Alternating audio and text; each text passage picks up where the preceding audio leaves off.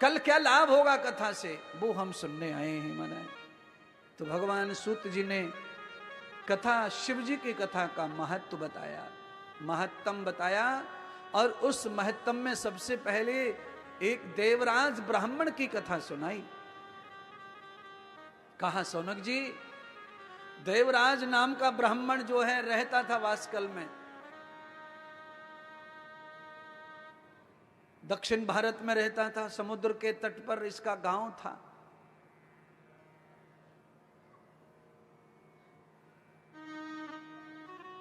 पर एक लक्षण नहीं था ब्राह्मण का इसमें, संध्या उपासना, यज्ञ यज्ञोपवीत, गौ संवर्धन, शिखा चोटी बंधन, एक लक्षण ब्राह्मण का नहीं था। और ये केवल ब्राह्मण कुल में इसका जन्म हुआ, पर ये बहुत ही दुष्ट प्रवृत्ति का प्राणी था देवराज। देखिए नाम तो बहुत अच्छा है।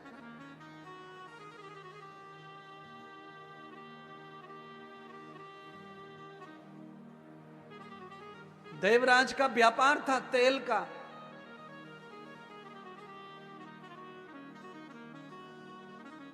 मैंने 1 घंटे पहले आपको समझाया ना था, व्यापार खूब करो, पर व्यापार भजन बन जाए तुम्हारा, पूजा बन जाए कर्म, ऐसा पवित्र कर्म करो। व्यापार ऐसा ओरिजिनल करो, निसंदेह कपट की जरूरत नहीं है व्यापार में। आप खुले में बेको जो बेचना है, जितना महंगा सस्ता, पर ओरिजिनल बेको, उत्तम। जिस चीज का पैसा ले रहे हैं वो चीज उसके घर जानी चाहिए, यह है उत्तम व्यापार।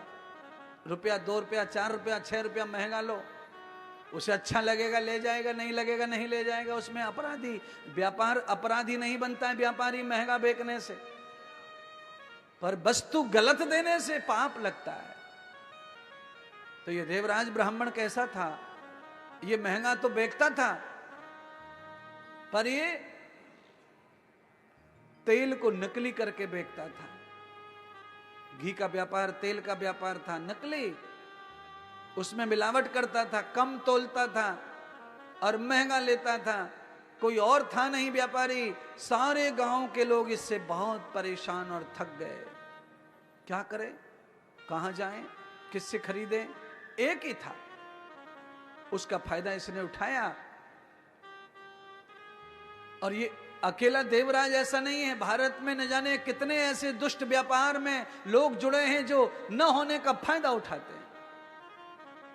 आपने देखा नहीं, अभी अभी आपने देखा होगा, ज्यादा से ज्यादा 20 दिन हुए हैं, इंडिगो की फ्लाइट बंद हो गई थी 2-4 दिन के लिए। फ्लाइट, हवाई जहाज बंद हो गए थे, कंपनी पूरी रुक गई थी।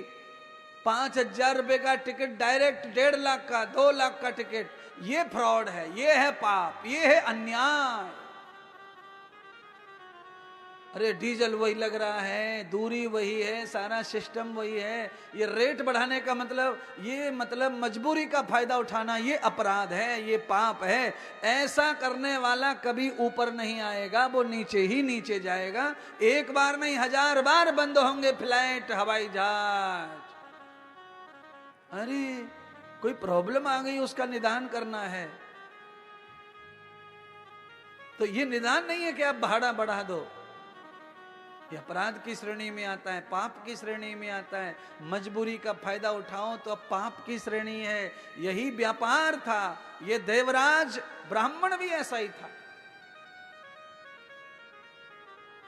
पूरे गांव के लोगों को ठगता था, लूटता था, कम तोलता था,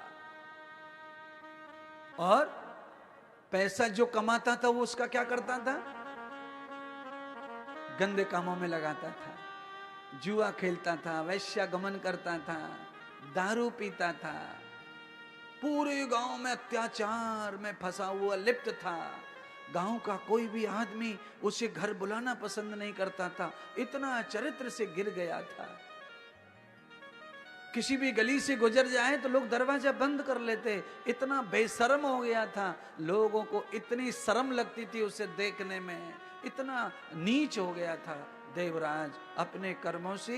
एक दिन ऐसा हुआ कि देवराज भयंकर जोर से ज्वर से परेशान हो गया, बुखार ने घेर लिया, भयंकर तपने लगा, दद्दड़ी बजने लगी, चीखने लगा, मुझे बचा लो, मुझे बचा लो, मुझे बचा लो। मैं आपको कहना चाहता हूँ, आप जब कहते हो कि बचा लो, एक को बुलाते हो, 1000 आ सकते हैं बचाने वाले, पर ऐसा तुम्हारा करैक्टर होना चाहिए, ऐसी मानवता, ऐसी इंसानियत, ऐसा सम्मान और ऐसा चरित्र होना चाहिए, और ऐसे तुम दूसरों को बचाने वाले चाहिए, जिससे पुकारते दुनिया चली आए। बचा लो कहने वाले हमने बहुत देखे अपनी लाइफ में, इतनी जर्नी कर ली जीवन की, उसमें हमने बहुत लोगों को देखा कि लोग तड़प रहे हैं, रो रहे हैं, चीख रहे हैं, बचाओ भैया, बचा लो भैया, भैया बचा लो। लोग वीडियो बनाते रहते हैं और वो रोता बिलखता रहता है, यहाँ से टूटा, वहाँ से फटा, यहाँ से खून बह रहा, बुरा हाल है।